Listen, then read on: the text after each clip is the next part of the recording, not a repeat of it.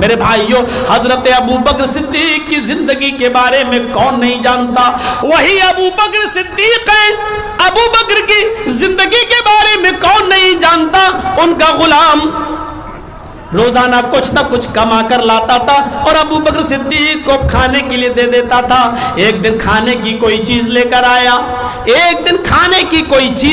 آیا، اور جیسی وہ کھانے کی چیز لا کر پیش کیا، حضرت ابو بکر کے سامنے رکھ دیا۔ ابو بکر صدیق نے اٹھایا اور کھا لیا۔ غلام نے کہا، روزانہ پوچھتے تھے کہاں سے لائے ہو، اور جب میرے جواب سے مطمئن ہو جاتے تھے تب کھاتے تھے، آج بغیر پوچھے ہی کھا لیا۔ ابو بکر صدیق نے کہا، روزانہ کما کر لاتے تھے اس لیے کھا لیتا تھا، آج بھی محنت کر کے لائے ہوگے اس لیے کھا لیا۔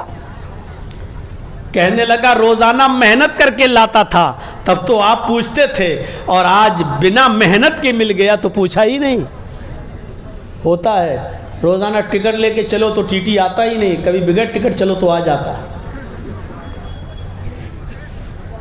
روزانہ پوچھتے تھے، میں کما کر لاتا تھا تو روزانہ پوچھ لیتے تھے، اور آج میں کما کر نہیں لایا تو پوچھا ہی نہیں۔ کہا اچھا محنت نہیں کی؟ کہا نہیں۔ تو پھر کیسے مل گیا یہ کھانے کی چیز؟ کہا کہ وہ میرا کوئی دوست تھا، بخاری کی روایت، کوئی ملنے والا تھا، پرانا شناسائی تھا، میں نے اس سے ایک جھوٹی بات کہی تھی۔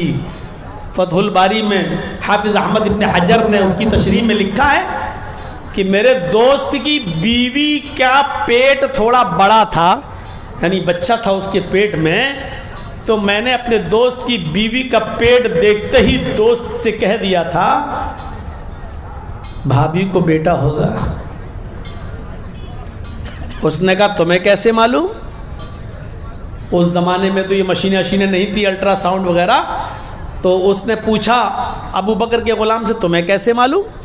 اس نے کہا، ارے میں بہت پہنچا ہوا ہوں، عورت جب چلتی ہے تو میں اس کے چلنے سے پتہ لگا لیتا ہوں پیٹ میں لڑکی ہے کہ لڑکا۔ اور یہ بات اس نے ایسے ہی کہی تھی، بنا تحقیق کے اور بنا کچھ ایکسپیرینس کے، بس دھول میں ایک لاٹھی ماری۔ اس نے کہا بھابھی کو بیٹا ہوگا۔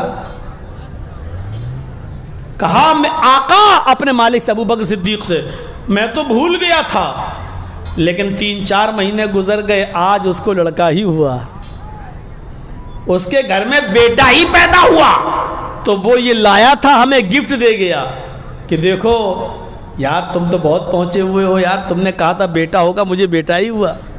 تو وہ گفٹ لایا تھا، میں نے لے لیا، اور میں تو کھا رہا ہوں، آپ نے بھی کھا لیا۔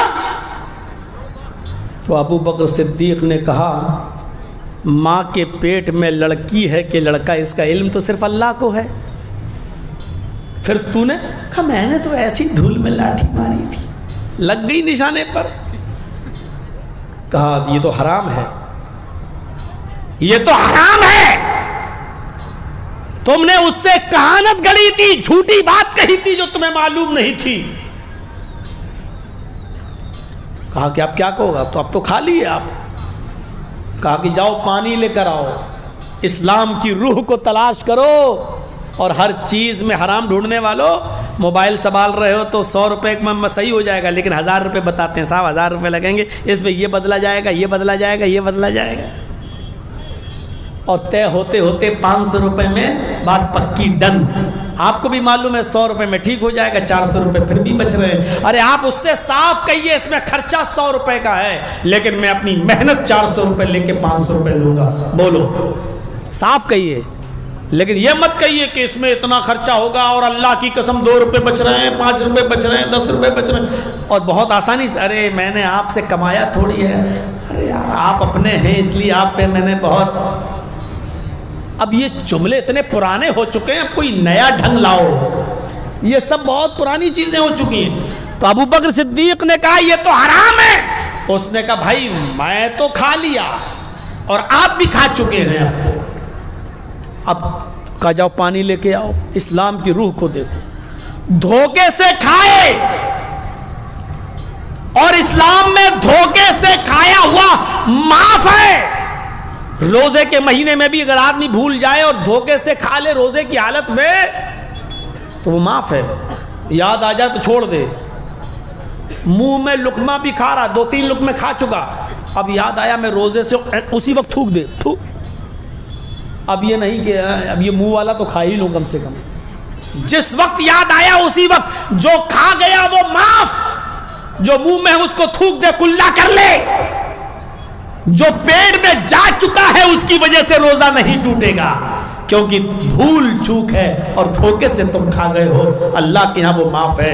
ابو بکر صدیق کے لیے معافی تھی, لیکن اس کے باوجود کہا کہ پانی لے کر آؤ, اسلام کی روح کو پہچانو. پانی پیا پورا, اور یہ انگلی ڈالی کر کلا, پھر پیا, پھر قے کیا, انگلی ڈالا, اور بار بار پانی پیتے گئے اور قے کرتے گئے, اور اس وقت تک قے کرتے گئے, اس وقت تک کلا کرتے گئے, پانی پیتے گئے اور پیٹ سے قے کر کر کے نکالتے گئے, جب تک کہ یقین نہیں ہو گیا کہ جو کچھ کھایا تھا سب کچھ نکل گیا ہوگا, تب تک چین سے نہیں بیٹھے. اور جب سب نکال دیا تب کیا کہا, پہلی بار کھایا دھوکے سے اس کو بھی نکال دیا. اور پھر جو جملے کہے, سنیے اسلام کی روح کو, جو شخص حرام کا ایک لقمہ کھاتا ہے اللہ اس کے دل کے اوپر کالے رنگ کا, سیاہ رنگ کا ایک نقطہ بٹھا دیتا ہے. اگر وہ توبہ کر لیتا ہے تو اللہ اس نقطے کو مٹا دیتا ہے, اگر وہ توبہ نہیں کرتا ہے تو اللہ اس نقطے کو بڑھاتا رہتا ہے یہاں تک کہ وہ پورے دل کو کالا کر دیتا ہے. اور جب انسان کا پورا دل کالا ہو جاتا ہے تو پھر اسے پرواہ نہیں ہوتی کہ ہمارے پاس یہ دولت جو آ رہی ہے وہ حلال کی ہے یا حرام کی ہے. میرے بھائیوں, آج ہمیں اس بات کی پرواہ نہیں ہوتی کہ یہ پیسہ ہمارے پاس آ رہا ہے, یہ حرام کا یا حلال کا, یہ دولت جو ہم کما رہے حلال کی ہے حرام کی. اس کا مطلب یہ ہے کہ آج ہمارے دل پوری طریقے سے کالے ہو چکے ہیں, اس نقطے نے پورے دل کو کالا کر دیا ہے.